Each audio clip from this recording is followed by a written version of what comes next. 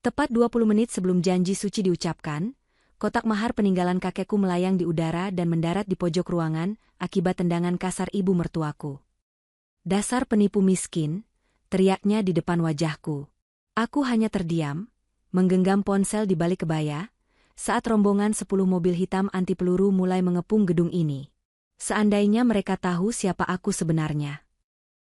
Sebelum ceritanya dimulai, silahkan tulis di kolom komentar dari daerah mana saja teman-teman yang menonton cerita ini.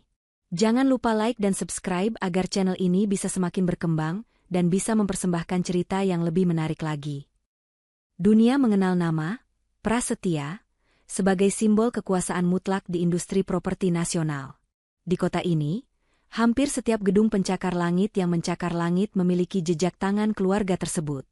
Namun, bagi Titik, nama besar itu adalah sangkar emas yang setiap harinya terasa semakin menyesakan. Sebagai putri tunggal sang raja properti, Titik tumbuh dalam pengawasan ketat, dikelilingi oleh pengawal berpakaian safari dan orang-orang yang hanya ingin menjilat kakinya atau mengincar warisannya yang tak terbatas. Itulah alasan mengapa sore itu, ia memutuskan untuk melakukan sebuah pemberontakan kecil, melarikan diri sejenak dari rutinitas protokol yang kaku dan kepalsuan dunia kelas atas. Titik memilih perpustakaan daerah yang hampir terlupakan di sudut kota yang kumuh. Tempat itu pengap, beraroma kertas tua yang mulai membusuk karena lembab, dan hanya diterangi oleh lampu neon yang sesekali berkedip-kedip seperti akan mati. Di sana, ia merasa aman. Di sana, ia bukan lagi nona muda Titik Prasetya, yang setiap langkahnya dipantau kamera. Ia hanyalah seorang gadis biasa dengan kaos oblong putih yang sudah agak kuning di bagian kerah, celana jeans longgar yang ujungnya sudah mulai berserabut karena sering dicuci, dan kacamata berbingkai tebal yang sengaja ia gunakan untuk menutupi kecantikan ningratnya. Saat ia sedang berjinjit di atas bangku kecil untuk menyusun buku-buku tebal di rak pojok yang tertutup debu tebal, sebuah suara bariton yang hangat dan berat menyapa indranya. "Perlu bantuan, Mbak?"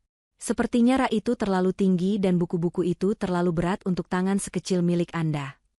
Titik tersentak dan hampir kehilangan keseimbangan. Namun sebuah tangan yang kuat dengan sigap menahan pinggangnya agar tidak terjatuh. Ia menoleh dan mendapati dirinya menatap sepasang mata coklat yang jujur. Di hadapannya berdiri Roy. Pria itu mengenakan kemeja flanel sederhana yang lengannya digulung hingga siku, memperlihatkan lengan yang kuat, berurat, namun tidak mengintimidasi. Roy bukan pria yang luar biasa tampan seperti model majalah yang biasa mendekati Titik di pesta bisnis, tapi ia memiliki binar mata yang jujur, sesuatu yang sangat langka dan mahal di lingkaran sosial Titik. "Oh, terima kasih, Mas. Maaf saya jadi merepotkan," jawab Titik pelan dengan suara yang ia buat sesederhana mungkin. Roy dengan sigap mengambil alih buku-buku berat itu. Arsitektur klasik dan struktur beton bertulang, pilihan yang sangat berat untuk dibaca seorang gadis di sore yang gerimis begini, canda Roy sambil tersenyum lebar.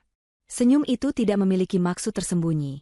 Itu adalah senyum tulus yang sanggup meruntuhkan tembok pertahanan yang dibangun Titik selama bertahun-tahun di sekeliling hatinya. Sejak hari itu, perpustakaan tua yang sunyi itu menjadi saksi bisu awal sebuah sandiwara cinta. Titik mengaku sebagai anak yatim piatu dari sebuah desa terpencil di Jawa Tengah yang merantau ke kota hanya untuk menjadi pustakawan honorer dengan gaji pas-pasan. Roy, seorang arsitek muda yang sedang berjuang membangun bironya sendiri dari nol, merasa memiliki kesamaan nasib sebagai pejuang hidup. Mereka mulai menghabiskan waktu bersama, makan di warung tenda pinggir jalan sambil menghalau lalat, berbagi satu piring nasi goreng saat dompet Roy sedang tipis, dan menertawakan impian-impian sederhana tentang masa depan.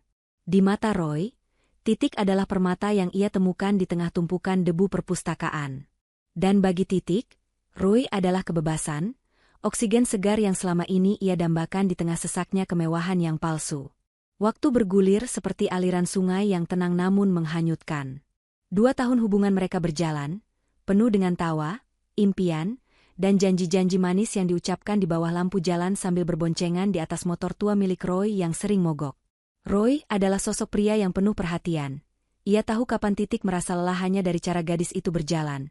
Ia selalu membawakan air mineral saat mereka berjalan jauh, dan ia selalu memastikan Titik sampai di kos-kosan sempitnya, yang sebenarnya disewa Titik hanya untuk melengkapi penyamarannya, dengan selamat.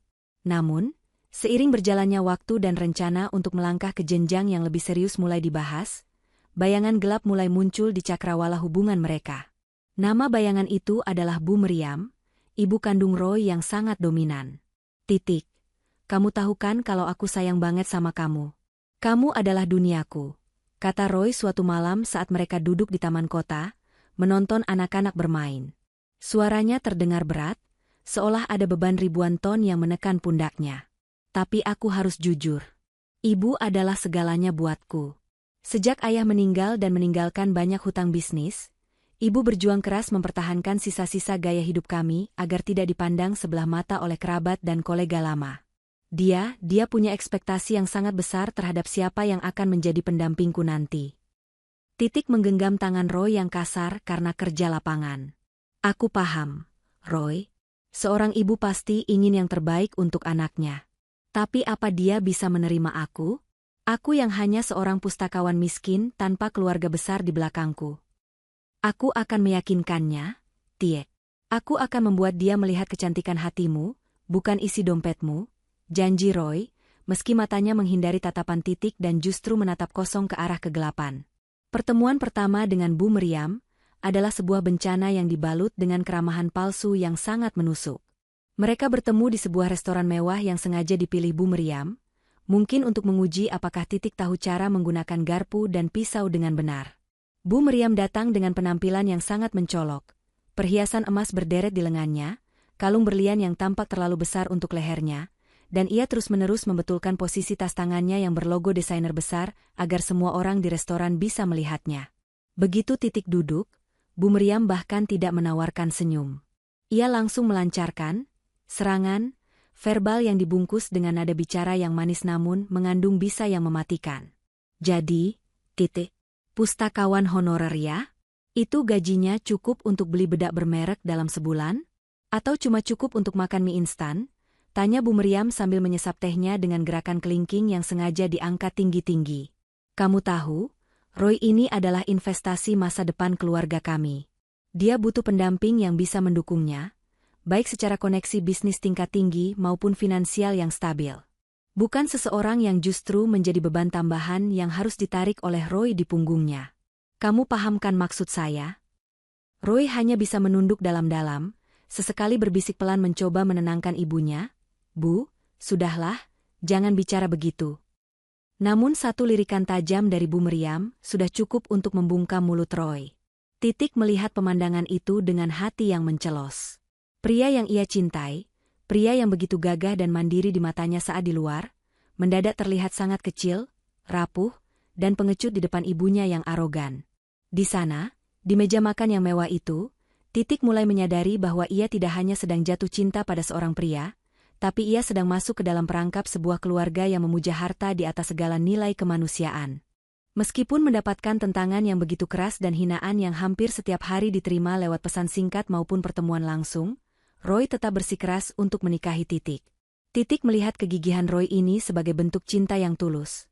Meski di sisi lain, ia merasa ada ego laki-laki Roy yang sedang berusaha dibuktikan. Sebagai bagian dari ujian terakhirnya untuk Roy, Titik sengaja memilih konsep pernikahan yang sangat-sangat sederhana di sebuah gedung pertemuan tua yang tarif sewanya paling murah di kota itu. Ia ingin melihat sampai di titik mana keluarga Roy bisa bertahan dengan label miskin yang ia sandang. Ketegangan mencapai puncaknya saat acara pengepasan baju pengantin di rumah keluarga Roy. Titik datang dengan membawa sebuah bungkusan kain brokat putih gading sederhana yang ia beli dari pasar tekstil biasa di pinggiran kota. Ia sudah merancang sendiri model kebayanya agar terlihat anggun namun bersahaja, tanpa payet-payet mewah yang menyilaukan mata. Begitu melihat kain itu, Bu Meriam langsung merebutnya dan mengangkatnya tinggi-tinggi dengan ekspresi wajah seolah-olah ia sedang memegang bangkai tikus yang menjijikan. Apa-apaan ini, Roy? Kamu lihat ini? Kamu lihat calon istrimu membawa apa? Ini kain murahan yang biasa dipakai untuk taplak meja di warung-warung pinggir jalan. Kamu mau bikin saya malu setengah mati di depan tamu-tamu penting nanti? Teman-teman sosialitas saya, kolega bisnis ayahmu, mereka semua akan menertawakan saya kalau melihat menantu saya memakai sampah ini di pelaminan. Tapi Bu, ini pilihan Titik. Dia bilang dia nyaman dengan kain ini, dan saya rasa dia akan terlihat cantik menggunakannya. Bela Roy dengan suara yang bergetar dan hampir tidak terdengar karena takut. Nyaman? Ini bukan masalah nyaman atau tidak, Roy.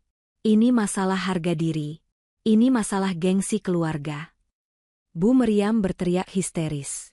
Ia kemudian melemparkan kain brokat itu ke lantai yang berdebu, lalu dengan sengaja menginjak-injaknya dengan sepatu hak tingginya yang tajam. Dengar ya, perempuan miskin.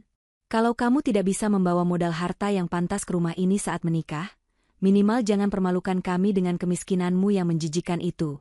Kamu itu harusnya tahu diri, sudah untung Roy mau memungut kamu dari jalanan. Titik berdiri mematung di tengah ruangan. Dadanya terasa sesak, bukan karena kain itu diinjak-injak, tapi karena ia melihat Roy sama sekali tidak beranjak dari tempat duduknya untuk memungut kain itu, atau setidaknya menggenggam tangan Titik untuk menguatkan. Roy hanya diam, menutup wajahnya dengan kedua telapak tangan, seolah-olah dengan tidak melihat kejadian itu, maka kejadian itu tidak pernah ada. Di saat itulah, untuk pertama kalinya, Titik merasa seolah-olah ia sedang berdiri sendirian di tengah padang salju yang sangat luas dan dingin. Hatinya mulai membeku. Ia mulai bertanya-tanya pada dirinya sendiri, apakah penyamaran ini masih ada gunanya? Ataukah ia sedang menyiksa dirinya sendiri demi seorang pria yang bahkan tidak memiliki keberanian untuk membela martabat wanita yang katanya paling dicintainya? H1 sebelum hari pernikahan. Suasana di rumah Roy bukannya penuh sukacita, melainkan penuh dengan aura permusuhan dan ketegangan yang pekat. Bu Meriam terus-menerus mengomel tentang segala kekurangan yang ada, mulai dari catering yang menunya terlalu, ndeso, hingga daftar undangan dari pihak Titik yang hampir tidak ada. Di tengah kebisingan dan makian itu, Titik datang dengan langkah tenang, membawa sebuah kotak kayu jati tua yang tampak sangat kontras dengan kemewahan palsu di rumah itu. Kotak itu berukuran sedang. Kayunya sudah menghitam dan kusam karena usia yang sangat tua, ada beberapa bagian yang sedikit berjamur di sudut-sudutnya, dan aroma lembab khas barang simpanan lama tercium darinya. Kunci kuningan di bagian depannya sudah berkarat dan sulit dibuka. Apalagi yang kamu bawa sekarang? Kotak amal dari perpustakaan daerah? Atau kotak sampah yang kamu temukan di pinggir jalan? Cibir Bu Meriam saat melihat Titik meletakkan kotak itu dengan sangat hati-hati di meja tamu, tepat di depan wajah wanita tua itu. Ini mahar saya untuk Roy, Bu, kata Titik dengan suara yang sangat tenang, dingin, dan penuh wibawa yang selama ini ia sembunyikan. Ini adalah peninggalan paling berharga dari kakek saya. Beliau adalah orang yang paling saya hormati dalam hidup. Beliau berpesan sebelum wafat, bahwa kotak ini hanya boleh dibuka oleh suami saya setelah kami resmi menjadi suami istri, atau saat keadaan benar-benar mendesak. Di dalam kotak ini, tersimpan seluruh jaminan masa depan kami berdua. Bu Meriam meledak dalam tawa yang menghina, suaranya melengking memenuhi ruangan hingga membuat telinga sakit. Jaminan masa depan? Hah? Paling isinya surat tanah di kuburan yang sudah digusur, atau koin-koin kuno karatan yang sudah tidak laku lagi dijual di pasar loak. Roy, lihat calon istrimu ini. Dia benar-benar sudah gila karena kemiskinannya. Dia pikir kita ini bodoh? Dia mencoba membodohi kita dengan kotak busuk ini agar kita tetap mau menikahinya. Roy mendekat, menyentuh permukaan kayu yang kasar dan dingin itu dengan ragu. Tiek, kenapa kamu harus repot-repot dengan kotak ini? Kenapa tidak kamu berikan dalam bentuk emas batangan atau deposito tunai saja, seperti yang diminta ibu tempo hari? Itu akan jauh lebih memudahkan posisiku sekarang. Karena nilai di dalam kotak ini jauh melebihi emas manapun yang pernah kamu lihat. Roy, jika kamu mencintaiku, kamu akan percaya padaku. Jawab Titik sambil menatap tajam, jauh ke dalam manik mata Roy. Ia sedang memberikan kesempatan terakhir, sebuah pelampung, bagi Roy untuk menunjukkan loyalitas dan kepercayaannya. Namun, yang ia temukan di mata pria itu hanyalah keraguan yang mendalam, ketakutan akan kemiskinan, dan kepatuhan buta pada amarah ibunya. Malam itu, Titik pulang ke kos-kosan sempitnya dengan perasaan hampa yang luar biasa. Ia duduk di kegelapan, merenungi setiap hinaan yang ia terima. Ia kemudian mengambil sebuah ponsel canggih dengan enkripsi khusus dari dalam laci rahasia, ponsel yang harganya bisa membeli 10 motor seperti milik Roy. Ia menekan satu tombol cepat. Indro, ini saya. Suara Titik berubah total, menjadi suara seorang pemimpin yang tegas. Besok adalah harinya. Siapkan 10 unit mobil hitam anti peluru. Lengkapi semua pengawal dengan setelan formal hitam-hitam. Saya ingin kalian siaga di radius 500 meter dari gedung pernikahan. Jangan ada satu orang pun yang melakukan pergerakan atau menampakkan diri sebelum saya memberikan kode darurat melalui sinyal GPS saya. Pastikan semuanya sempurna. Kita akan melihat siapa yang sebenarnya sedang menipu siapa. Hari pernikahan yang seharusnya menjadi momen paling suci dalam hidup manusia justru terasa seperti persiapan menuju medan eksekusi. Gedung pertemuan yang disewa itu tampak sunyi dan menyedihkan. Temboknya yang berwarna krem sudah mulai mengelupas, AC di dalam ruangan hanya mengeluarkan suara mendesis tanpa rasa dingin, dan hiasan bunganya terlihat layu karena hanya menggunakan bunga plastik murah. Keluarga besar Titik, yang sebenarnya adalah jajaran direktur perusahaan dan pengawal elit, sama sekali belum menampakkan diri sesuai instruksi. Di dalam ruang rias yang sempit dan pengap, Titik sedang merapikan kebaya putih gadingnya yang sempat diinjak-injak tempo hari. Ia sudah membersihkannya dengan sangat teliti, namun noda bekas sepatu Bu Meriam masih menyisakan bekas samar di bagian bawah, seperti sebuah luka yang tak bisa sembuh.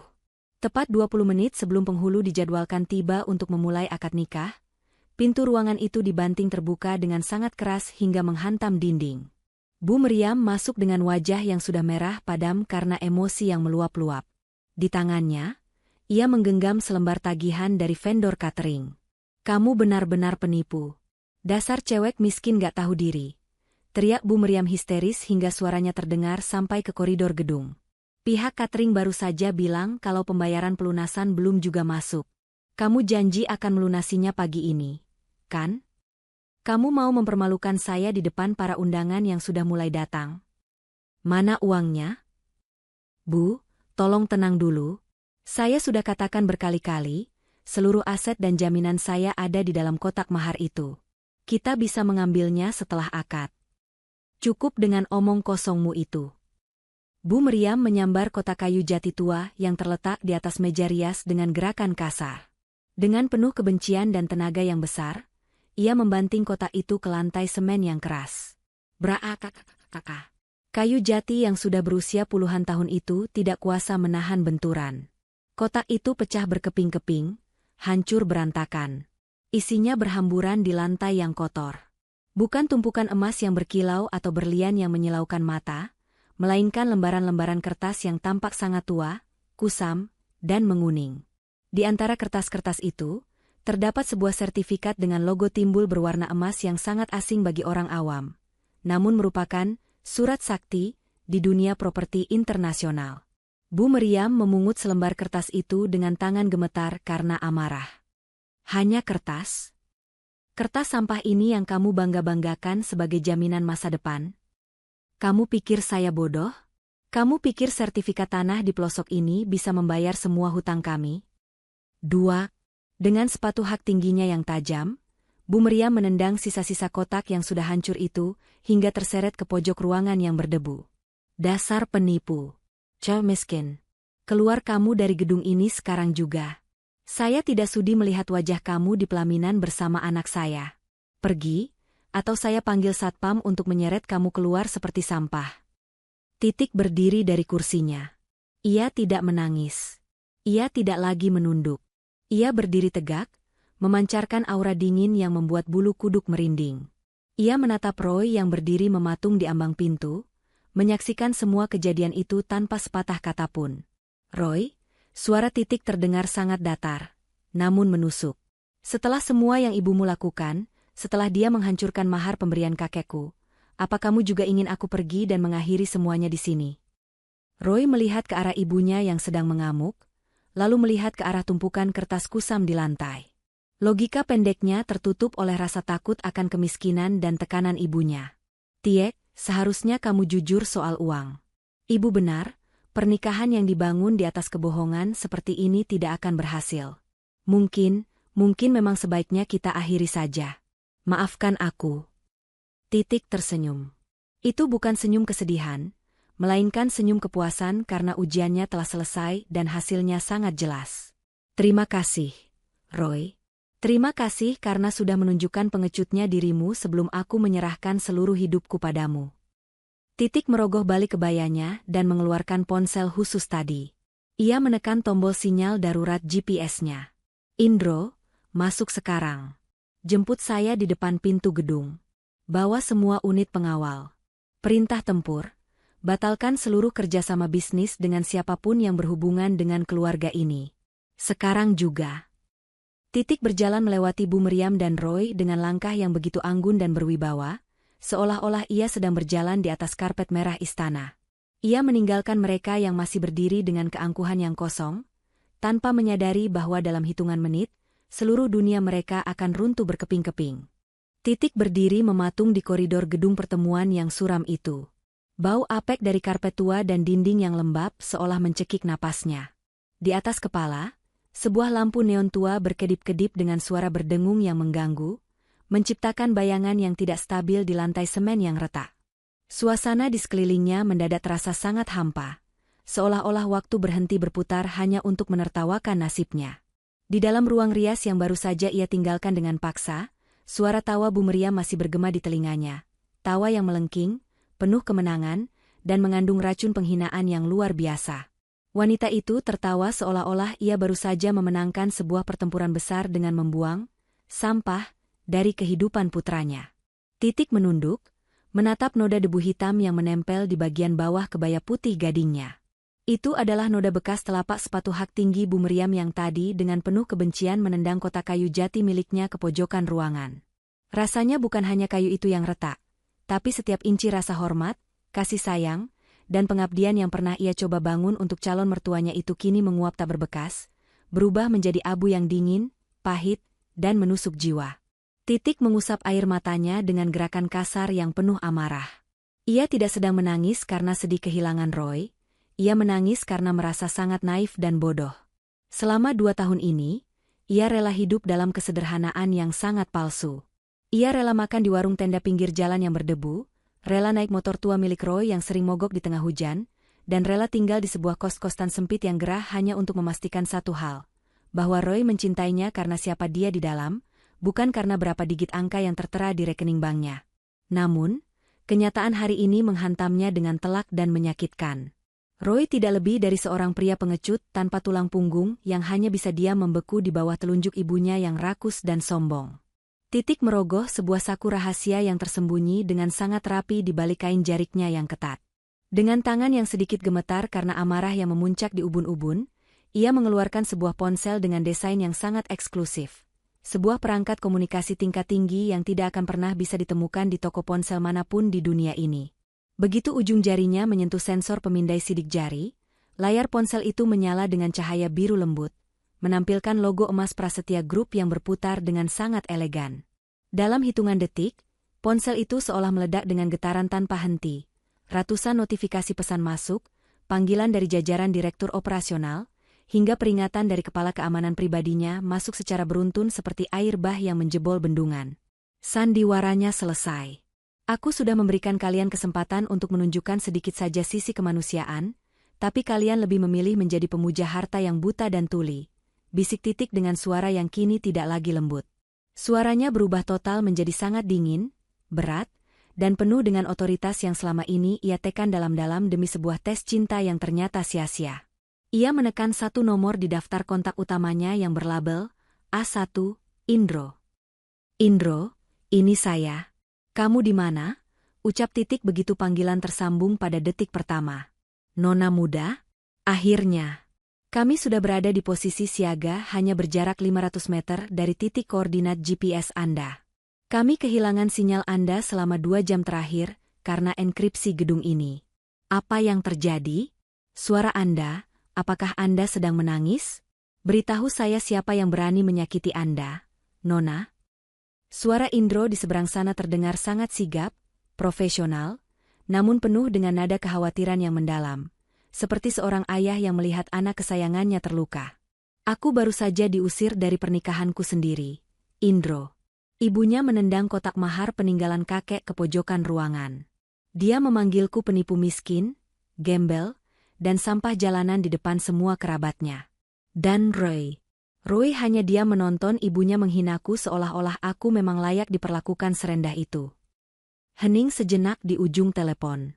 Titik bisa merasakan amarah yang tertahan dari Indro, pria yang telah mengabdi pada keluarga Prasetya selama puluhan tahun dan telah menjaga Titik sejak ia masih belajar berjalan. Instruksi Anda, Nona? Apakah kami perlu meratakan gedung itu sekarang juga? Tanya Indro dengan nada suara yang kini sangat dingin, datar, dan mematikan. Bawa seluruh unit penjemputan sekarang. Gunakan formasi 1, protokol penuh kenegaraan.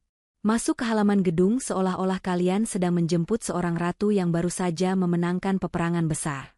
Dan satu lagi, Indro, gedung pertemuan tua yang menyedihkan ini, aku tahu pemiliknya memiliki hutang besar pada anak perusahaan properti kita.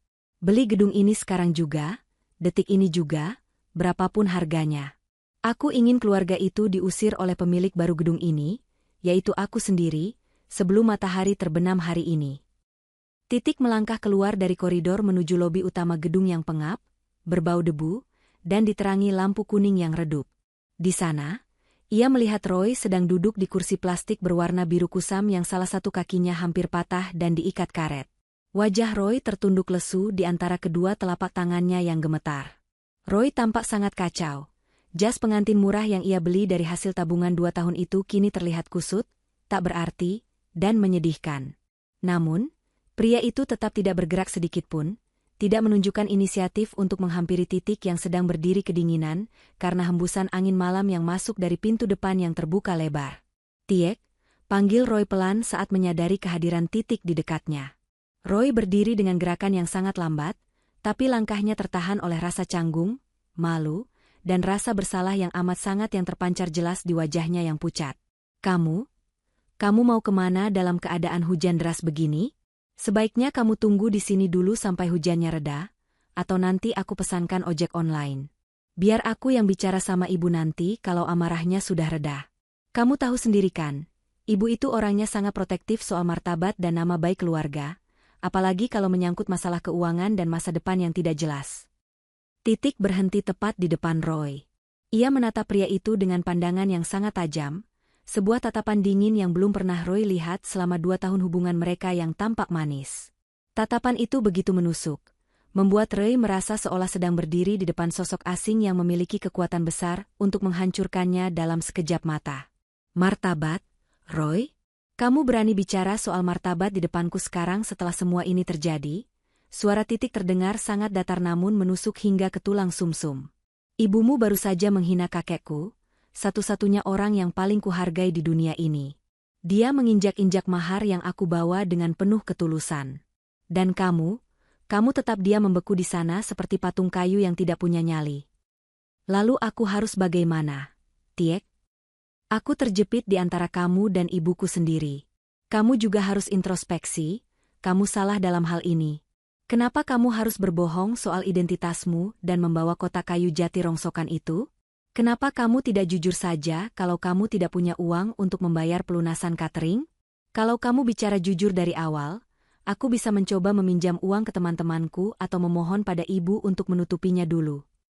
Roy mulai meninggikan suaranya, mencoba membangun benteng pertahanan atas ketidakberdayanya sendiri sebagai laki-laki yang gagal menjadi pelindung bagi wanitanya. Titik tersenyum pahit, sebuah senyuman yang penuh dengan rasa muak yang sangat mendalam hingga membuat Roy merinding ketakutan. "Pinjam uang? Roy, apa kamu benar-benar sebodoh itu? Selama 2 tahun ini, setiap kali kita makan di restoran mewah yang kamu bilang sedang ada promo besar, dan kamu tiba-tiba bilang lupa membawa dompet, siapa yang menurutmu diam-diam melunasinya di kasir? Setiap kali motormu rusak parah dan bengkel itu memberimu harga diskon 90%, siapa menurutmu yang membayar sisa biayanya? Itu aku, Roy. Aku melakukan semua itu karena aku ingin melihat, apakah kamu tetap akan mencintaiku saat aku terlihat tidak memiliki apa-apa. Ternyata, cintamu hanya sebatas permukaan yang dangkal. Kamu bahkan tidak mencintaiku cukup besar untuk sekadar berdiri di sampingku saat ibumu menginjak-injak harga diriku."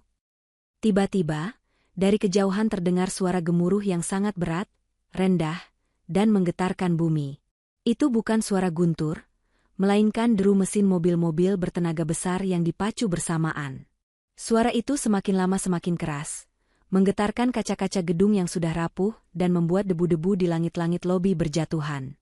Roy mengernyitkan dahi, ia melihat ke arah jalan raya utama dengan wajah penuh kebingungan. Dari balik gerbang gedung yang berkarat, muncul iring-iringan cahaya lampu LED putih yang sangat terang dan menyilaukan mata. 10 unit SUV mewah Land Cruiser hitam dengan kaca gelap anti peluru meluncur masuk ke halaman gedung yang sempit dengan kecepatan tinggi namun sangat teratur, seolah-olah sedang melakukan operasi militer khusus tingkat tinggi yang sangat rahasia. Begitu mobil-mobil itu berhenti serempak di depan pintu lobi, suara pintu yang dibuka secara bersamaan menciptakan bunyi dentuman yang sangat solid, bunyi kemewahan dan kekuatan yang tak terbantahkan oleh siapapun. Dari setiap mobil, turun dua orang pria berbadan tegap dengan tinggi rata-rata 180 cm, mengenakan setelan jas hitam dengan potongan yang sangat sempurna tanpa ada satu lipatan pun. Mereka menggunakan AirPC transparan di telinga dan bergerak dengan koordinasi yang sangat terlatih, menyebar membentuk perimeter keamanan. Para pengawal itu langsung membentuk dua barisan barikade yang kokoh, menciptakan koridor aman dari mobil utama menuju tempat titik berdiri. Di barisan paling depan, sebuah sedan mewah dengan harga miliaran rupiah berhenti tepat di titik sentral. Seorang pria parubaya dengan aura yang sangat mengintimidasi namun terlihat sangat hormat turun dari kursi penumpang depan. Itu adalah Indro, orang kepercayaan keluarga Prasetya yang paling setia. Indro berjalan dengan langkah yang sangat mantap, sepatu kulitnya yang mengkilap berbunyi nyaring di atas lantai lobi yang kotor dan berdebu. Ia sama sekali tidak memberikan lirikan sedikitpun ke arah Roy yang kini berdiri gemetar di pojokan lobi, seperti seekor tikus kecil yang terpojok. Indro langsung menuju ke arah titik. Begitu sampai di depan gadis itu, Indro membungkukkan tubuhnya tepat 90 derajat. Sebuah penghormatan tertinggi yang hanya diberikan kepada anggota inti keluarga Prasetya di depan umum. Nona muda titik Prasetya, suara Indro yang berat, dalam, dan berwibawa menggema di seluruh ruangan, membuat beberapa tamu yang masih tersisa terkesiap dan mulai saling berbisik panik. Mohon maaf yang sebesar-besarnya atas keterlambatan kami dalam memberikan perlindungan. Kami baru saja menerima instruksi darurat Anda melalui protokol GPS. Seluruh unit sudah siaga penuh di posisi masing-masing. Kendaraan utama Anda sudah siap untuk membawa Anda pulang ke kediaman pusat sekarang juga. Semuanya sudah kami siapkan, termasuk pengamanan area. Indro kemudian mengambil sebuah jubah panjang berbahan sutra hitam yang sangat mewah dengan bordiran benang emas asli di pinggirannya dari tangan salah satu anak buahnya. Ia menyampirkannya ke bahu titik dengan gerakan yang sangat sopan dan hati-hati, menutupi kebaya putihnya yang sempat terkena debu tendangan Bu Meriam tadi. Ayah Anda sedang menunggu di dalam saluran komunikasi khusus yang terenkripsi. Beliau sangat murka mendengar ada orang-orang kelas bawah yang berani menyentuh putri tunggalnya dengan cara yang sangat tidak terhormat seperti ini. Beliau ingin tahu siapa orangnya agar bisa segera diselesaikan secara hukum dan ekonomi. Roy yang berdiri di sampingnya hampir jatuh terjungkal, karena lututnya mendadak terasa seperti jeli yang tidak bisa menahan beban tubuhnya. Bibirnya memutih, keringat dingin bercucuran, dan tangannya gemetar hebat. Matanya melotot tidak percaya menatap pemandangan luar biasa di depannya. Prasetya? Nona muda. Tete. Prasetya? Penguasa bisnis properti, perbankan, konstruksi, dan perhotelan terbesar di negeri ini, gumamnya dengan suara yang nyaris tidak terdengar. Ia menatap titik dengan tatapan ngeri, seolah-olah ia baru saja melihat sebuah keajaiban yang mengerikan di depan matanya sendiri.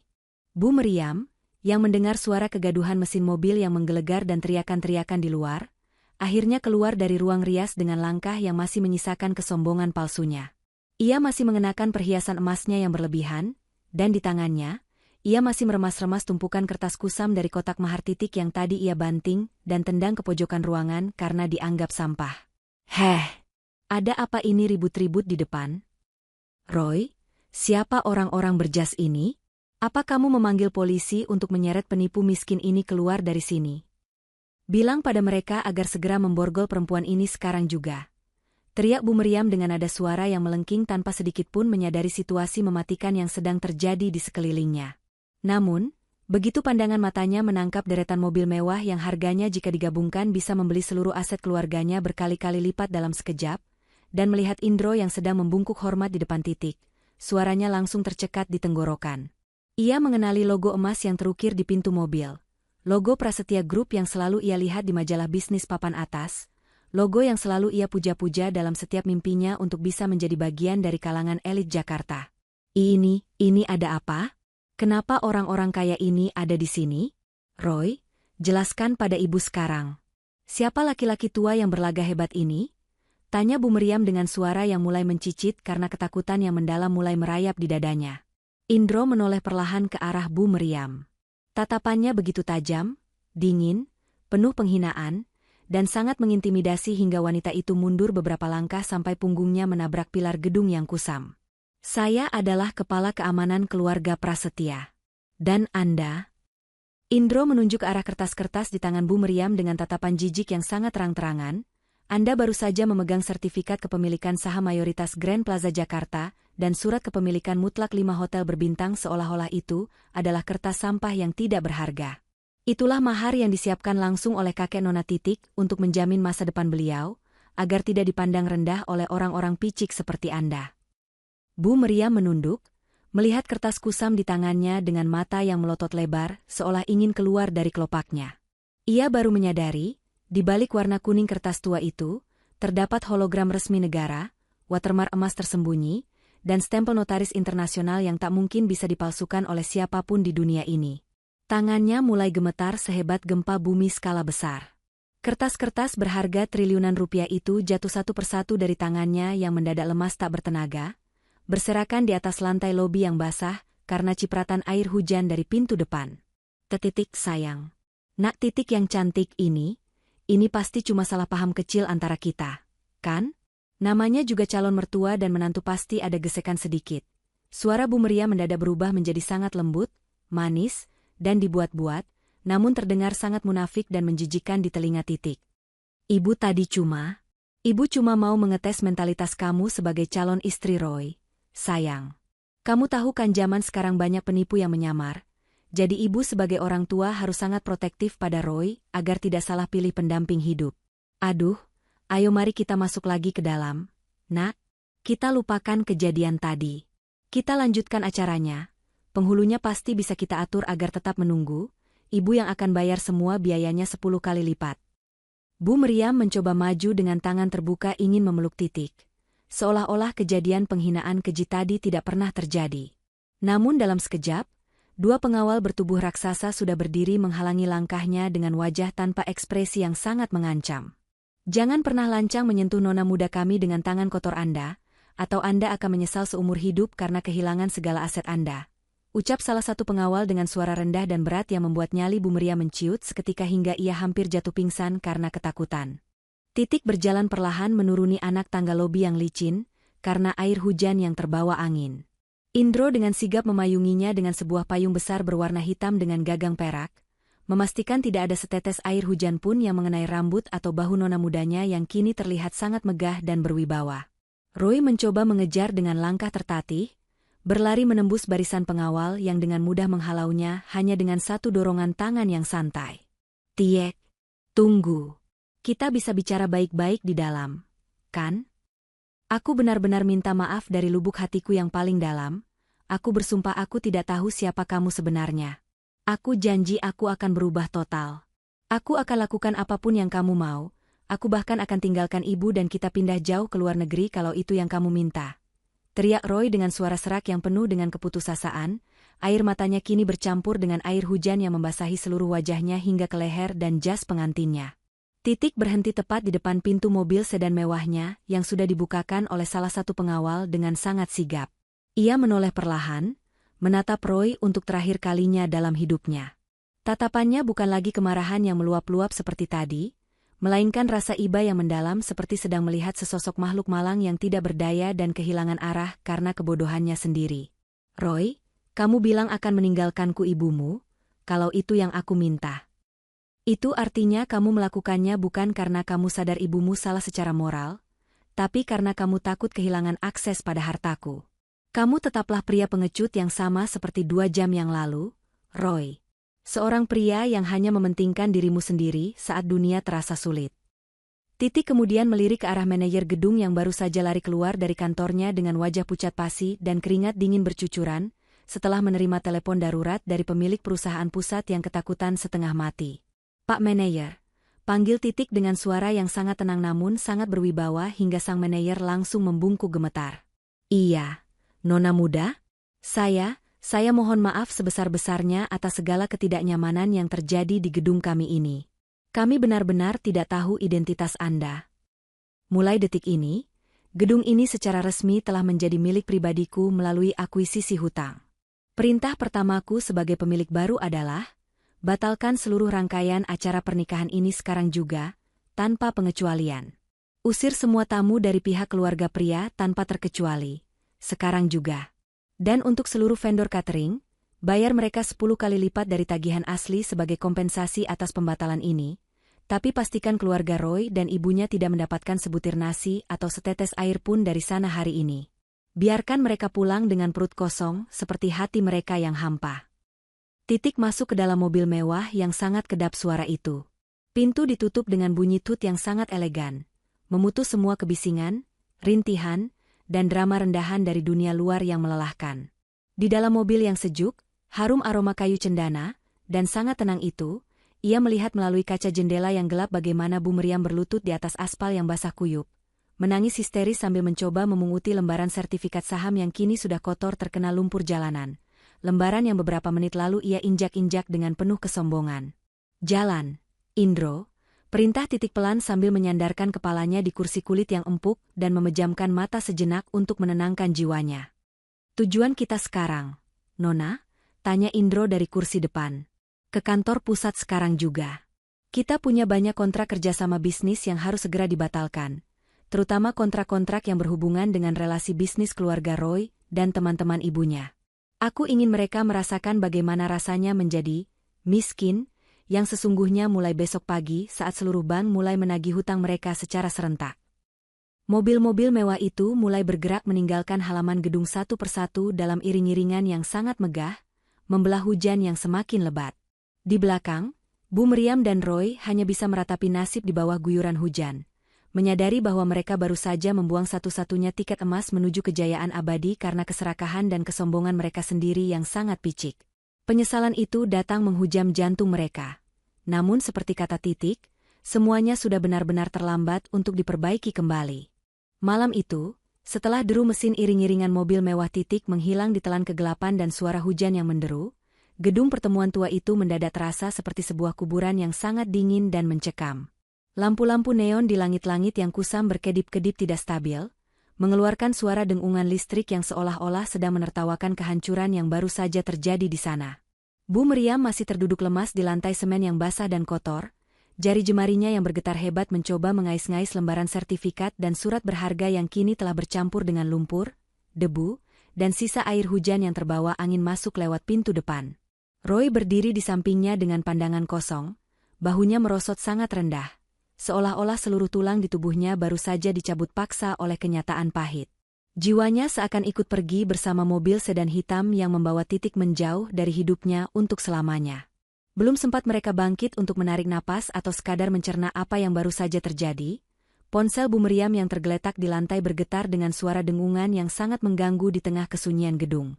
Nama yang muncul di layar adalah Pak Heru, seorang manajer bank senior yang selama belasan tahun ini menjadi penyelamat finansial bagi bisnis butik dan beberapa ruko milik Bu Meriam. Halo, Meriam? Saya tidak tahu apa yang sebenarnya Anda lakukan hari ini dan siapa orang besar yang baru saja Anda singgung secara fatal. Suara Pak Heru di seberang sana terdengar sangat kasar, tanpa ada sedikitpun keramahan basa-basi seperti biasanya. Instruksi dari kantor pusat baru saja turun 10 menit yang lalu melalui faksimile darurat. Seluruh fasilitas kredit Anda dibatalkan secara sepihak detik ini juga karena risiko profil integritas yang dianggap sangat berbahaya bagi stabilitas bank kami. Fasilitas kartu kredit Anda dan putra Anda sudah dibekukan total tanpa kompromi. Kami meminta pelunasan seluruh hutang pokok dan bunga sebesar 5 miliar rupiah dalam waktu 24 jam ke depan. Jika tidak ada dana masuk rekening penampungan, proses penyitaan seluruh aset jaminan Anda akan dimulai besok pagi tepat pukul 9. Jangan coba-coba mematikan ponsel Anda atau menghilang dari jangkauan kami. Tapi Pak Heru, ini tidak masuk akal. Ini gila. Kita sudah berteman lebih dari 10 tahun. Kan? Saya selalu membayar bunga tepat waktu bahkan saat bisnis saya lesu. Kenapa tiba-tiba begini hanya dalam waktu 1 jam? Bu Meriam berteriak histeris, air matanya mulai menghapus riasan tebal di wajahnya, menciptakan garis-garis hitam menyeramkan yang mengalir ke lehernya.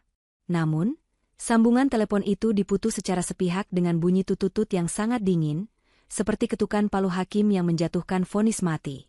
Ponsel itu belum sempat diletakkan ketika panggilan lain masuk dari pemasok utama kain butiknya, menyatakan bahwa mereka menarik semua barang konsinyasi malam ini juga. Lalu panggilan dari pemilik ruko yang selama ini ia sewa dengan tunggakan 3 bulan yang selama ini ditoleransi, kini menuntut pengosongan tempat dalam waktu 6 jam. Puncaknya adalah rentetan pesan singkat dari teman-teman sosialitanya yang tadi hadir di acara tersebut. Mereka semua menyatakan hal yang senada. Pemutusan hubungan kerjasama, pembatalan janji arisan, dan pengusiran secara halus dari lingkaran pertemanan eksklusif. Kerajaan sosial yang dibangun Bu Meriam selama puluhan tahun di atas pondasi kesombongan, kebohongan, dan hutang, kini runtuh berkeping-keping secepat kilat. Di dalam mobil mewah yang melaju membelah jalanan protokol yang basah menuju pusat kota, Titik duduk bersandar di kursi kulit yang sangat empuk dan harum aroma cendana yang menenangkan. Ia menatap lampu-lampu kota yang terpantul di kaca jendela yang basah, pikirannya melayang pada kenangan 2 tahun yang kini terasa seperti sebuah sandiwara panjang yang berakhir tragis. Indro, yang duduk di kursi penumpang depan, melirik melalui spion tengah dengan tatapan penuh rasa hormat dan kesetiaan yang tak tergoyahkan. Nona muda, sertifikat asli yang hancur di tangan wanita itu sudah saya amankan salinannya secara digital dan legal di dalam berangkas sistem pusat. Tim hukum kita, dipimpin oleh pengacara senior paling tangguh di negeri ini, sudah bergerak sejak 5 menit yang lalu untuk memastikan tidak ada celah bagi keluarga itu untuk mengklaim aset tersebut melalui jalur hukum manapun. Mereka tidak akan punya kekuatan untuk menggugat atau sekadar meminta perlindungan hukum, lapor Indro dengan suara rendah yang sangat menenangkan. Titik hanya mengangguk pelan, matanya masih menatap kosong keluar ke arah deretan gedung tinggi yang sebagian besar adalah milik keluarganya. Biarkan saja mereka memegang sisa-sisa kertas fisik yang sudah kotor itu, Indro. Biarkan kertas-kertas hancur itu menjadi pengingat harian bagi mereka setiap kali mereka bangun tidur nanti. Itu adalah simbol dari apa yang sebenarnya mereka injak-injak. Martabat mereka sendiri dan sebuah kesempatan emas yang tidak akan pernah datang untuk kedua kalinya dalam hidup mereka yang malang. Bagaimana dengan Roy? Apa dia masih berusaha menghubungi ponsel saya? Tuan Roy sedang mencoba menghubungi setiap kontak yang ia kenal di buku teleponnya, dari teman lama hingga kolega bisnis yang pernah ia temui. Namun sepertinya perintah, blacklist, yang dikeluarkan oleh ayah Anda sudah menyebar luas ke seluruh jaringan perbankan, konstruksi, dan bisnis nasional. Siapapun yang berani mengulurkan tangan membantu keluarga itu, akan dianggap sebagai musuh utama Prasetya Group. Mereka sekarang benar-benar terisolasi di kota besar ini, tanpa teman, tanpa uang, dan tanpa harapan yang tersisa, jawab Indro dengan nada yang tegas dan tanpa ampun. Sementara itu, kembali ke lobi gedung yang gelap dan pengap, Roy akhirnya berhasil merebut kembali lembaran kertas kusam yang dipegang ibunya dengan gerakan kasar. Ia membawanya ke bawah cahaya lampu neon yang berkedip-kedip, mencoba membaca tulisan yang ada di sana dengan sangat teliti menggunakan cahaya lampu senter dari ponselnya. Begitu matanya menangkap deretan angka triliunan dan nama-nama perusahaan raksasa yang tertera di sana, Roy merasa jantungnya seolah berhenti berdetak dan dunianya berputar hebat, hingga ia harus berpegangan pada pilar gedung. Ibu lihat ini dengan mata kepala ibu sendiri? Ibu sadar apa yang sebenarnya ibu tendang dan ibu injak-injak tadi di ruang rias dengan sepatu mahal palsu ibu? Suara Roy serak, hampir seperti rintihan makhluk yang sedang sekarat di tengah gurun. Ini bukan surat tanah di kampung yang tidak laku dijual. Ini adalah surat kepemilikan saham trust fund atas nama Titik di 5 hotel bintang 5 paling mewah di Jakarta, termasuk hotel tempat kita mengadakan acara menyedihkan ini. Nilainya triliunan rupiah. Bu, mahar yang dibawa Titik tadi sebenarnya adalah tiket emas yang bisa membuat kita menjadi keluarga paling kaya, paling terhormat, dan paling berkuasa di negeri ini tanpa perlu bekerja 7 turunan. Kita baru saja menendang surga keluar dari pintu hanya karena ibu ingin memuaskan nafsu sombong dan kebencian ibu pada orang miskin yang ternyata jauh lebih kaya dari kita. Bu Meriam hanya bisa melongo dengan mulut terbuka lebar. Matanya menatap hampa ke arah kertas di tangan Roy. Pengetahuan itu meresap ke dalam otaknya seperti racun yang sangat mematikan, melumpuhkan seluruh syaraf dan akal sehatnya. Ia membayangkan semua kemewahan, pelayan yang membungkuk hormat, pengakuan dari kelas atas Jakarta, dan kekuasaan mutlak yang seharusnya bisa ia miliki sebagai ibu mertua seorang prasetya. Semuanya lenyap, hancur berkeping-keping menjadi debu hanya karena sebuah tendangan kaki yang didorong oleh rasa sombong yang sangat picik, dangkal, dan bodoh. Matahari pagi berikutnya tidak membawa kehangatan bagi keluarga Roy. Pukul 8 tepat, saat mereka baru saja sampai di rumah dengan mata merah dan wajah kuyu, setelah menghabiskan malam yang mengerikan di jalanan mencoba meminjam uang dari kerabat yang semuanya menutup pintu, mereka mendapati sebuah pemandangan yang membuat jantung mereka mencelos. Sebuah mobil dinas ban berwarna hitam dan 2 mobil polisi sudah terparkir rapi di depan gerbang rumah mereka yang biasanya terlihat megah namun kini tampak suram. Beberapa pria berpakaian safari dengan tanda pengenal bank turun, membawa papan pengumuman besar berwarna kuning mencolok dengan tulisan hitam tebal yang sangat menyakitkan mata. Di bawah pengawasan ban, aset ini disita. Apa-apaan ini? Ini ilegal. Saya protes. Ini rumah pribadi saya. Saya belum jatuh tempo pembayaran bulan ini. Kalian tidak bisa masuk sembarangan tanpa izin pemilik. Teriak Bu Meriam sambil berlari histeris, mencoba menghalangi petugas yang hendak melilitkan rantai besi besar di pagar besi rumahnya yang dicat emas. Maaf, Bu Meriam. Kami menjalankan perintah hukum yang sah. Berdasarkan instruksi Departemen Kepatuhan Pusat Bank kami, ada percepatan pelunasan hutang karena pelanggaran serius terhadap klausul integritas dalam kontrak pinjaman Anda yang bersifat mendesak.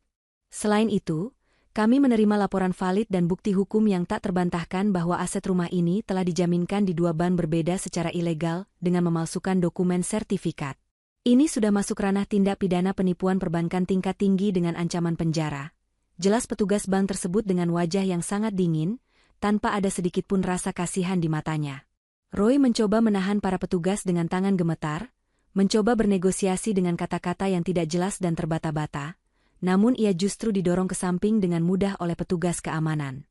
Para tetangga mulai keluar dari rumah masing-masing, berdiri di teras sambil berbisik-bisik penuh kemenangan. Beberapa bahkan terang-terangan merekam kejadian memalukan itu dengan ponsel mereka untuk dijadikan bahan gunjingan di media sosial. Teman-teman sosialita Bu Meriam yang biasanya menjilat dan memuji kecantikannya, kini justru menjadi orang pertama yang menyebarkan video kejatuhan itu di grup-grup obrolan dengan nada menghina dan penuh syukur atas kejatuhan, si sombong, Meriam. Dalam waktu kurang dari 2 jam, barang-barang pribadi mereka dikeluarkan secara paksa ke pinggir jalan. Bu Meriam hanya bisa menyelamatkan beberapa tas bermereknya yang paling ia banggakan, dan selalu ia simpan di dalam lemari kaca khusus.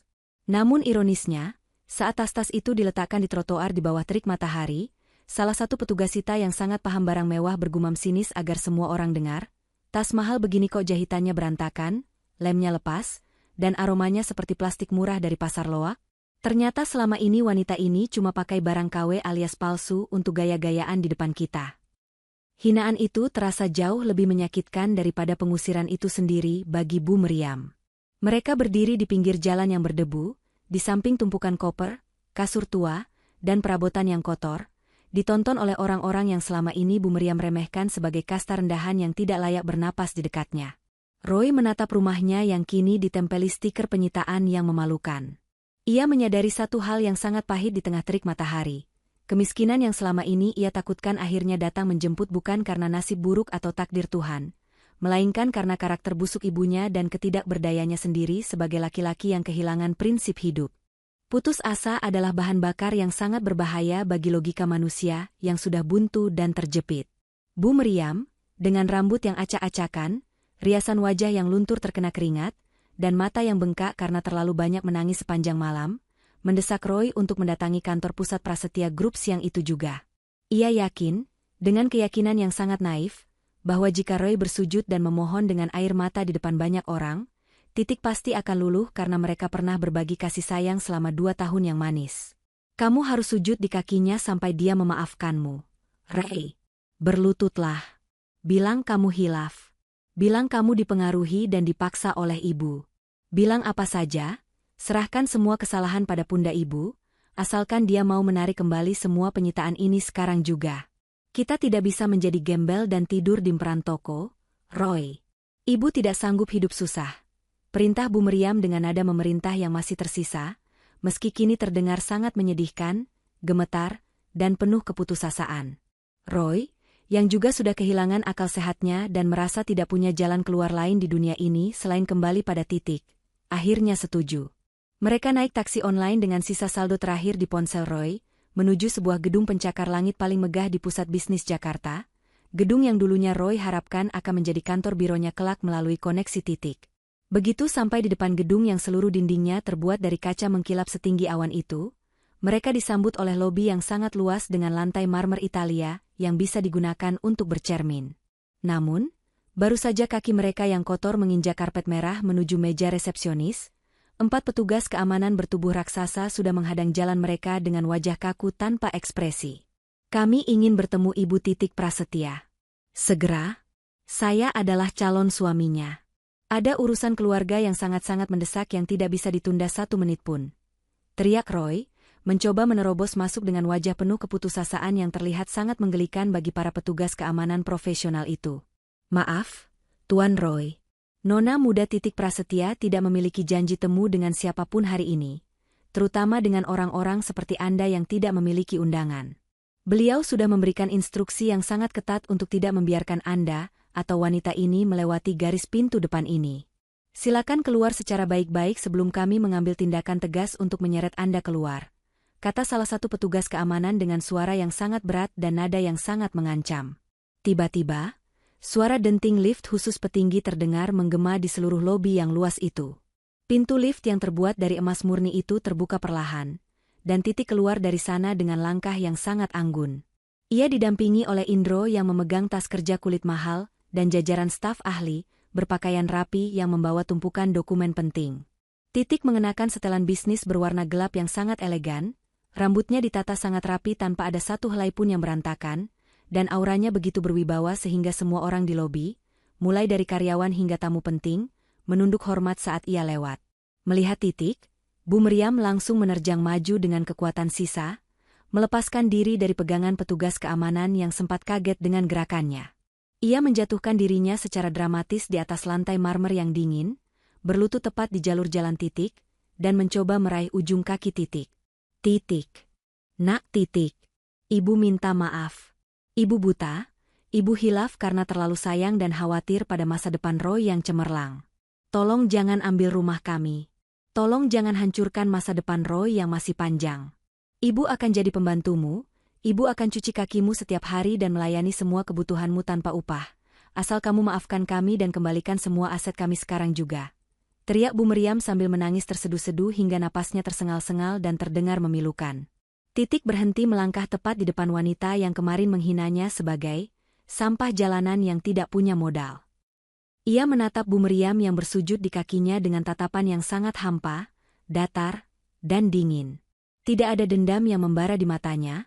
Tidak ada kemarahan yang meluap, yang ada hanyalah rasa hambar dan muak yang luar biasa besar.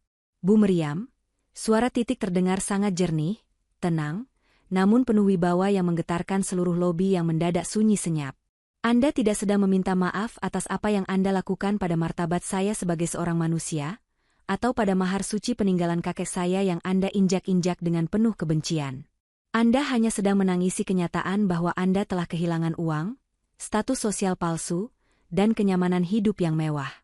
Jika saya tetap menjadi pustakawan miskin hari ini, apakah Anda akan bersujud di lantai marmer ini? Tidak. Anda bahkan mungkin akan meludahi saya jika kita berpapasan di pinggir jalan. Permintaan maaf yang lahir hanya dari rasa takut kehilangan harta adalah bentuk penghinaan baru bagi jiwa saya. Titik kemudian menoleh pada Roy yang berdiri mematung dengan wajah yang hancur, pucat, dan penuh peluh dingin di belakang ibunya. Roy menatap Titik dengan mata yang penuh harap yang menyedihkan, berharap masih ada sisa-sisa cinta yang bisa ia manfaatkan untuk menyelamatkan dirinya. Namun, Titik hanya memberikan tatapan yang sangat dingin dan asing. Dan kamu, Roy, mulai detik ini, jangan pernah sekalipun berani menyebut namaku sebagai calon istrimu di depan siapapun atau media manapun di dunia ini. Karena bagi keluarga Prasetya, calon suami haruslah seorang pria sejati yang memiliki keberanian untuk melindungi martabat pasangannya di depan siapapun, bukan anak kecil pengecut yang hanya bisa menonton dengan diam saat wanitanya diinjak-injak oleh ibunya sendiri, hanya demi sebuah kepatuhan yang salah tempat dan ketakutan akan kemiskinan. Titik memberikan isyarat singkat dan sangat tegas kepada Indro untuk melanjutkan perjalanan menuju mobil yang sudah menunggu di depan pintu masuk utama gedung. Ia berjalan melewati Bu Meriam dan Roy, seolah-olah kedua orang itu hanyalah dekorasi ruangan yang sudah rusak atau tumpukan debu yang tidak berarti bagi pemandangan matanya. Roy mencoba mengejar dengan tangan yang gemetar, tangannya menggapai-gapai ke arah jubah sutra Titik yang berkibar, namun petugas keamanan dengan sigap memegangi lengannya dengan sangat kuat hingga ia meringis kesakitan dan terpaksa berlutut di lantai. Tiek, aku benar-benar mencintaimu. Aku berjanji akan berubah total mulai hari ini. Aku akan tinggalkan ibu sekarang juga jika itu yang kau inginkan. Aku akan kerja apa saja, jadi kuli bangunan pun aku mau asal kamu kembali padaku dan memberikan aku kesempatan kedua. Teriak Roy dengan suara yang sangat serak, menangis sejadi-jadinya seperti anak kecil yang kehilangan seluruh dunianya dalam sekejap. Titik berhenti sejenak tepat di depan pintu otomatis yang menuju area parkir VIP yang dijaga ketat. Ia menoleh sedikit ke arah Roy, memberikan sebuah senyuman tipis. Sebuah senyuman yang paling dingin, paling angkuh, dan paling menyakitkan yang pernah Roy lihat seumur hidupnya. Kamu tidak mencintaiku, Roy. Kamu bahkan tidak tahu apa itu arti cinta yang sesungguhnya.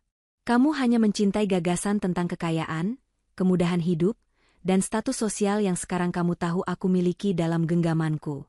Cinta itu adalah sebuah tindakan perlindungan yang nyata, Roy. Kamu bahkan tidak mampu melindungi selembar kertas mahar yang aku bawa dengan penuh harapan dan ketulusan hati ke hadapanmu. Bagaimana mungkin aku bisa mempercayakan seluruh hidup, masa depan, dan nama besar keluargaku pada pria yang tidak punya nyali dan tidak punya prinsip hidup sepertimu?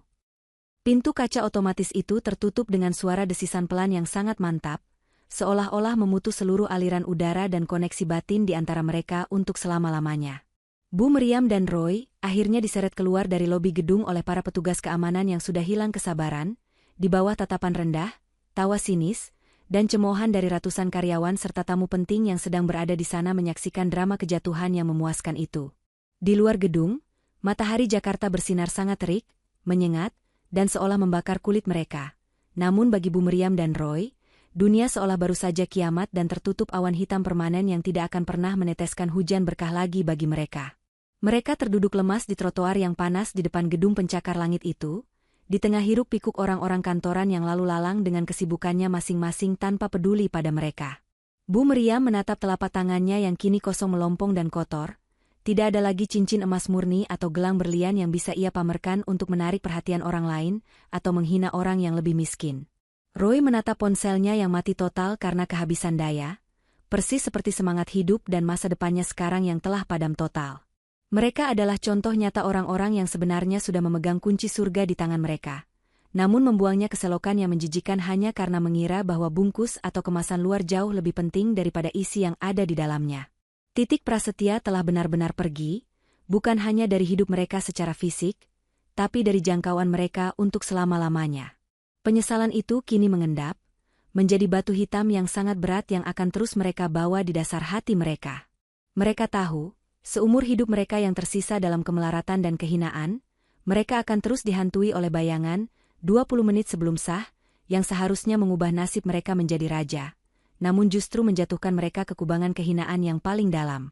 Semuanya sudah benar-benar selesai bagi mereka, dan pintu maaf itu telah terkunci rapat dari dalam, tanpa ada kunci cadangan bagi mereka untuk kembali masuk. Setelah peristiwa pengusiran yang sangat traumatis dan memalukan di lobi kantor pusat Prasetya Group, hidup Roy dan Bu Meriam bukan sekadar jatuh, melainkan hancur lebur hingga ke titik nadir yang tak pernah terlintas dalam mimpi terburuk mereka. Titik tidak perlu melakukan tindakan fisik atau kekerasan. Ia cukup membiarkan sistem ekonomi yang berada di bawah kendalinya bekerja secara otomatis, dingin, dan tanpa ampun. Dalam hitungan hari, seluruh kenyamanan hidup yang selama ini menjadi tameng kesombongan Bu Meriam ditarik paksa oleh tangan hukum yang selama ini ia remehkan dengan angkuh. Surat-surat penyitaan dari pengadilan negeri datang silih berganti setiap pagi, seperti ombak badai yang tak ada habisnya menghantam karang yang sudah rapuh. Mulai dari butik mewah yang selama ini menjadi pusat pamer kesuksesan semu Bu Meriam, hingga setiap inci perabotan rumah yang cicilannya mendadak macet total, karena seluruh akses perbankan mereka diblokir secara permanen. Bu Meriam hanya bisa berdiri mematung dengan wajah pucat di depan butiknya yang kini telah dipasangi garis kuning polisi dan stiker penyitaan yang mencolok mata. Sementara orang-orang yang dulu ia anggap rendah kini menatapnya dengan pandangan sinis yang menusuk jantung. Ia mencoba menghubungi setiap nomor kerabat jauh dan kolega arisannya untuk meminjam uang. Namun begitu nama, Titik Prasetya, disebut, mereka langsung menutup telepon dengan ketakutan yang nyata. Rasa takut terhadap kekuatan klan Prasetya ternyata jauh lebih besar daripada rasa kemanusiaan mereka yang dangkal. Efek domino dari kehancuran ini benar-benar menghancurkan kondisi mental mereka berdua secara sistematis dan tanpa ampun.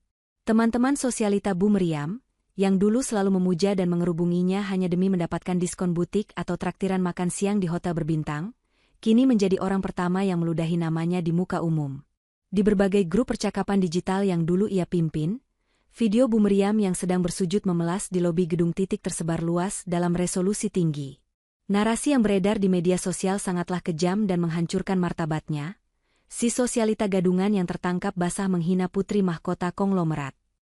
Rasa malu yang membakar harga diri itu terasa jauh lebih menyakitkan daripada rasa lapar yang mulai melilit perut mereka setiap hari.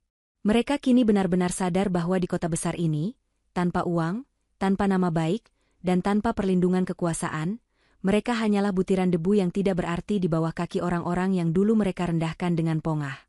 Roy pun mengalami nasib yang serupa, bahkan jauh lebih tragis secara profesional. Biro arsitek kecil yang ia bangun dengan impian besar mendadak kehilangan seluruh kepercayaan klien hanya dalam hitungan jam. Tidak ada satupun pengembang properti atau kontraktor yang mau mempekerjakan seorang pria yang telah dicap sebagai musuh bebuyutan keluarga prasetya. Nama Roy telah masuk ke dalam daftar hitam permanen di seluruh jaringan industri konstruksi nasional. Setiap pintu kantor yang ia datangi untuk mencari pekerjaan atau sekadar menjadi buruh gambar, selalu tertutup rapat dengan tatapan jijik dari para resepsionis yang sudah mengenali wajahnya dari berita viral tersebut.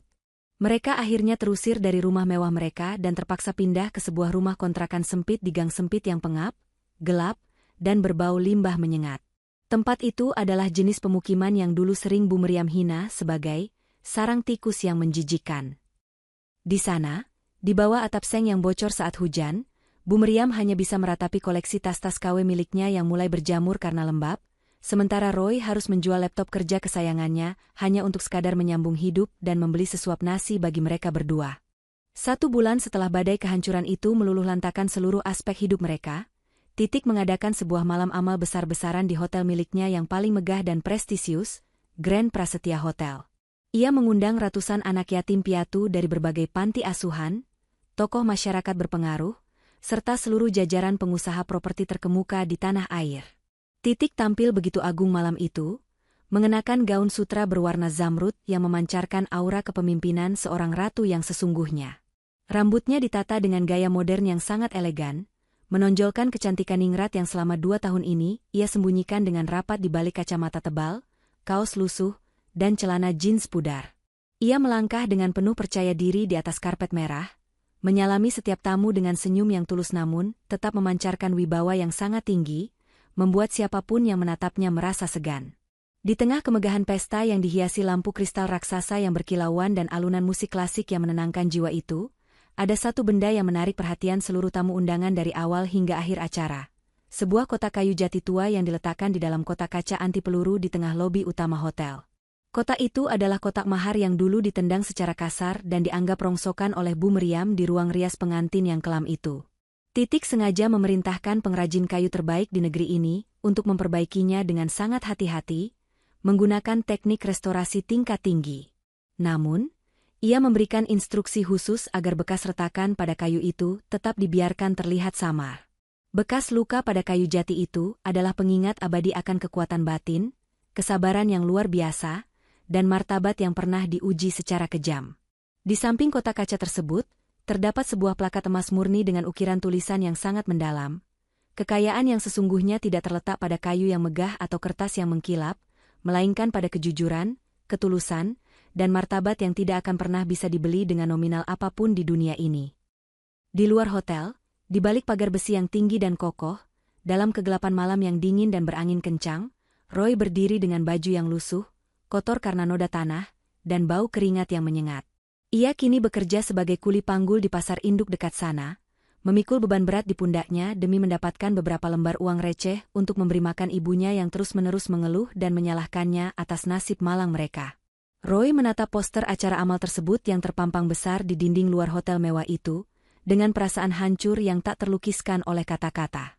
Ia mencoba mengintip dari celah pagar besi, melihat sosok Titik yang sedang tersenyum ceria dikelilingi oleh orang-orang hebat yang benar-benar menghargainya sebagai manusia.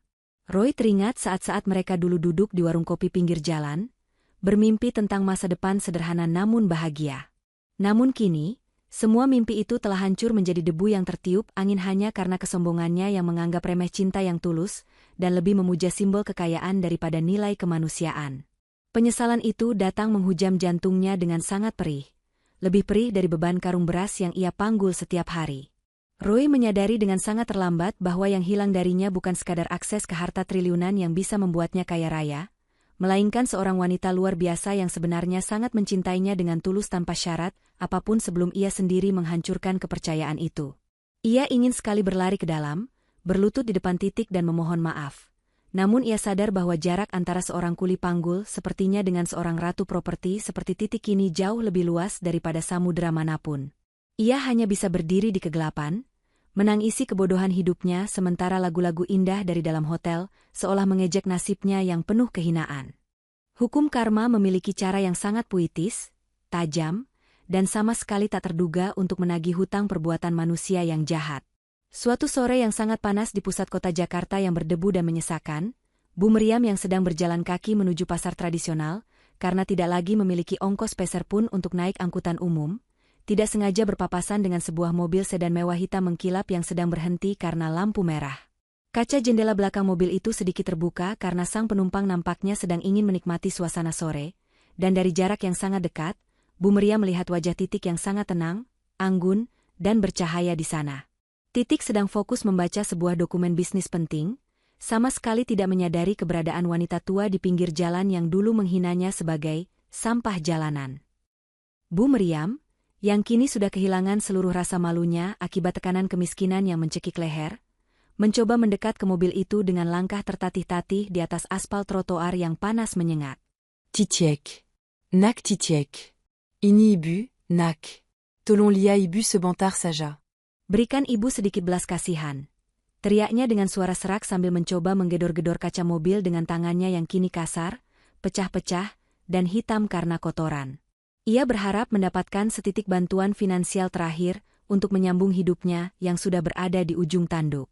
Kerumunan orang di sekitar mulai melihat ke arah mereka dengan tatapan penasaran, sinis, dan jijik. Namun Bu Meriam tidak peduli lagi pada harga diri yang sudah lama ia buang demi sesuap nasi. Indro yang sedang mengemudi di depan sudah bersiap-siap untuk turun dan mengusir wanita itu dengan tegas agar tidak mengganggu ketenangan nona mudanya. Namun Titik menahan lengan Indro dengan sebuah gerakan tangan yang lembut namun penuh otoritas yang tak terbantahkan. Titik kemudian menurunkan kaca mobilnya secara penuh, menatap langsung ke dalam mata Bu Meriam yang kini tampak seperti pengemis tua tanpa harga diri. Tatapan Titik sangat jernih dan kosong, seolah ia sedang melihat ke arah benda mati atau bayangan masa lalu yang tidak memiliki arti apapun lagi dalam hidupnya yang sekarang. Tidak ada benci yang membara di matanya, tidak ada dendam yang meluap, yang ada hanyalah kekosongan yang sangat dingin dan membekukan segala bentuk empati. Titik tidak memberikan uang 1 rupiah pun, karena ia tahu bahwa uang tidak akan pernah mengubah karakter busuk dan kesombongan laten wanita itu. Ia justru merogoh tas kulitnya yang mahal, mengeluarkan selembar kertas, salinan sertifikat kusam yang dulu ditendang dan diinjak oleh Bu Meriam di ruang rias pernikahan mereka yang hancur. Titik melempar kertas itu dengan pelan ke arah tangan Bu Meriam yang gemetar. Anda dulu menghina kemiskinan saya karena Anda pikir itu adalah sebuah kelemahan yang memalukan dan bisa Anda injak sesuka hati Anda. Ternyata, kemiskinan yang sesungguhnya ada pada jiwa Anda yang gersang, sombong, dan tidak pernah memiliki rasa hormat pada martabat sesama manusia. Suara Titik terdengar sangat tenang, datar, namun memberikan tekanan psikologis yang sangat mematikan bagi mental Bu Meriam. Simpan kertas ini baik-baik. Bacalah setiap malam di kontrakan sempit Anda yang berbau lembab itu, agar Anda selalu teringat bahwa Anda sendiri yang menendang keberuntungan hidup Anda ke dalam lumpur hanya karena sebuah prasangka yang picik. Jangan pernah lagi berani muncul di hadapanku atau mencoba menyentuh hartaku, karena di mataku, Anda sudah lama mati bersama kotak mahar yang Anda hancurkan itu. Lampu lalu lintas berubah menjadi hijau. Mobil mewah itu meluncur pergi dengan sangat halus tanpa suara, meninggalkan Bu Meriam yang berdiri mematung di tengah jalan, di antara klakson kendaraan yang bersahut-sahutan, sambil memegangi kertas yang kini basah terkena cipratan air got yang kotor dan bau. Orang-orang di sekitar pasar hanya menonton dengan tatapan jijik dan tawa sinis, menyadari bahwa wanita tua itu adalah arsitek tunggal dari kehancurannya sendiri yang paling tragis di masa tua. Rui akhirnya benar-benar menyerah pada kerasnya keadaan hidup yang mencekik lehernya setiap hari tanpa ampun. Tekanan hutang masa lalu yang ditinggalkan oleh gaya hidup mewah ibunya yang dipaksakan membuat Roy harus berurusan dengan rentenir-rentenir kejam yang tidak mengenal kata maaf, tunda bayar, atau belas kasihan. Suatu malam yang sangat gelap dan dingin di gang sempit itu, sekelompok pria berwajah seram mendatangi kontrakan mereka yang sempit. Mereka mendobrak pintu kayu yang sudah lapuk, masuk dengan paksa, dan menyita sisa-sisa barang yang masih memiliki sedikit nilai jual, termasuk satu-satunya televisi tua dan kompor gas yang mereka gunakan untuk bertahan hidup setiap hari. Bu Meriam pingsan di atas lantai yang dingin karena stres yang luar biasa dan rasa takut yang menghimpit jantungnya, sementara Roy hanya bisa duduk bersimpu di sudut ruangan yang gelap, lembab, dan berbau tanah, menangisi setiap detik kepengecutannya yang tak termaafkan di hari pernikahan itu. Dalam kesunyian malam yang mencekam itu, Roy teringat kembali setiap momen indah saat Titik masih menjadi pustakawan miskin, yang tulus mencintainya tanpa syarat. Ia teringat bagaimana Titik dengan sabar menemaninya makan nasi bungkus di pinggir jalan yang berdebu, bagaimana Titik dengan lembut mengelap keringat di dahinya saat motor tuanya mogok di tengah hujan deras yang mengguyur kota Jakarta. Dulu, ia pikir Titik adalah beban bagi karirnya karena ia merasa pantas mendapatkan wanita yang jauh lebih kaya, cantik, dan berpengaruh secara sosial. Sekarang ia sadar dengan hancur sesalnya, bahwa itu adalah bentuk cinta yang paling murni, paling tulus, dan paling langka yang pernah ada dalam hidupnya, dan ia telah menghancurkannya sendiri dengan tangan kosong melalui kebodohan yang luar biasa besar. Roy sempat mencoba menulis sebuah surat permohonan maaf yang sangat panjang, berlembar-lembar kertas ia tulis dengan air mata yang menetes deras, memohon satu kesempatan lagi untuk sekadar bekerja di perusahaan Titik sebagai tukang kebun atau pembersih toilet kantor yang paling hina. Ia hanya ingin berada di dekat Titik meskipun tak pernah terlihat oleh matanya lagi. Namun, surat itu bahkan tidak pernah sampai ke tangan Titik. Indro menemukannya di meja keamanan lobi dan langsung membakarnya di tempat sampah tanpa sisa sedikitpun. Beberapa kesalahan dalam hidup ini tidak memiliki tombol reset atau kesempatan kedua. Ray, pria yang membiarkan wanitanya dihina dan diinjak hanya demi harta palsu, hanya layak mendapatkan penyesalan seumur hidup yang akan terus membayangi setiap langkahnya sampai akhir hayatnya. Gumam Indro sambil menatap api yang melahap surat penuh air mata itu, hingga menjadi abu hitam yang terbang terbawa angin malam yang dingin dan acuh tak acuh. Bu Meriam yang kini sering jatuh sakit-sakitan hanya bisa duduk di kursi kayu tua, menatap tembok kontrakan yang berjamur dengan tatapan kosong, meratapi nasib yang kini sudah tidak bisa diubah lagi. 3 bulan telah berlalu sejak badai besar itu meluluh lantakan seluruh hidup keluarga Roy, dan membersihkan hidup Titik dari orang-orang beracun yang hanya mencintai simbol kekayaan. Titik berdiri tegak di balkon puncak gedung pencakar langit terbarunya yang baru saja diresmikan di jantung pusat bisnis Jakarta yang prestisius. Ia menatap matahari terbenam yang memancarkan cahaya jingga keemasan yang luar biasa indah, menyinari seluruh kota yang kini seolah berada dalam pengawasannya yang bijaksana, tegas, dan berintegritas tinggi. Ia tidak lagi perlu menyamar, berpura-pura menjadi orang lain, atau merasa takut akan dikhianati lagi oleh orang-orang terdekatnya. Ia adalah Titik Prasetya, pemimpin utama Prasetya Group yang sangat disegani di dunia bisnis internasional bukan hanya karena hartanya yang melimpah, tapi karena ketegasannya dalam menjaga prinsip, martabat, dan nilai-nilai kejujuran dalam berbisnis. Ia telah belajar banyak dari sandiwara cintanya yang gagal namun menyelamatkan itu. Ia belajar bahwa kejujuran adalah mata uang yang paling mahal di dunia ini, dan ketegasan adalah satu-satunya pelindung martabat yang ampuh bagi seorang wanita yang memegang kendali penuh atas hidupnya sendiri di tengah dunia yang keras. Ayahnya datang menghampirinya dengan langkah pelan namun sangat pasti, menunjukkan rasa bangga yang luar biasa. Beliau meletakkan tangannya di bahu Titik dengan penuh kasih sayang. Kamu sudah membuktikan bahwa kamu adalah putriku yang sesungguhnya, Tiek. Bukan karena kamu bisa menghasilkan keuntungan triliunan bagi perusahaan keluarga kita, tapi karena caramu tetap berdiri tegak, menjaga kehormatanmu sebagai seorang wanita, dan tetap memiliki hati yang jernih serta tenang saat dunia mencoba merendahkanmu dengan cara yang paling hina. Kamu telah lulus dari ujian hidup yang paling berat, yaitu ujian ketulusan hati. Titik tersenyum tipis, sebuah senyuman yang penuh dengan kedamaian batin yang belum pernah ia rasakan selama hidupnya. Ia menatap kotak kayu jati yang kini diletakkan secara terhormat di lemari pajangan kantornya yang luas, dan menghadap ke arah jendela besar yang menampilkan pemandangan kota. Kota itu tidak lagi berisi sertifikat saham atau aset-aset yang bisa dihitung dengan uang, melainkan berisi sebuah bunga kering yang ia temukan di dalam sebuah buku sejarah tua di perpustakaan tempat ia pertama kali bertemu Roy 2 tahun lalu. Bunga itu disimpan bukan untuk mengenang sosok Roy yang pengecut dan lemah, melainkan sebagai pengingat abadi bahwa cinta pernah tumbuh di sana dengan sangat sederhana. Namun martabatlah yang menjadi akar kuat yang membuatnya tetap bisa berdiri kokoh menghadapi hantaman badai dunia yang tak terduga dan kejam. Di bawah sana, di sudut kota yang kumuh, gelap, dan bising oleh suara kemiskinan dan penderitaan, Roy mungkin sedang memikirkan apa yang sebenarnya akan terjadi jika ia memiliki sedikit saja keberanian untuk membela 20 menit sebelum mereka sah menjadi suami istri di hari yang menentukan itu. Namun, bagi 20 menit penghinaan yang ia terima di hari itu adalah 20 menit paling berharga dan paling ia syukuri yang pernah ia alami dalam hidupnya. Karena dalam 20 menit itulah, Tuhan menyelamatkan seluruh sisa hidupnya dari pria yang salah, dari keluarga yang beracun, dan dari kepalsuan cinta yang akan membunuhnya secara perlahan di masa depan. Menarik napas dalam-dalam, menghirup udara kebebasan yang sangat murni di atas ketinggian gedung itu.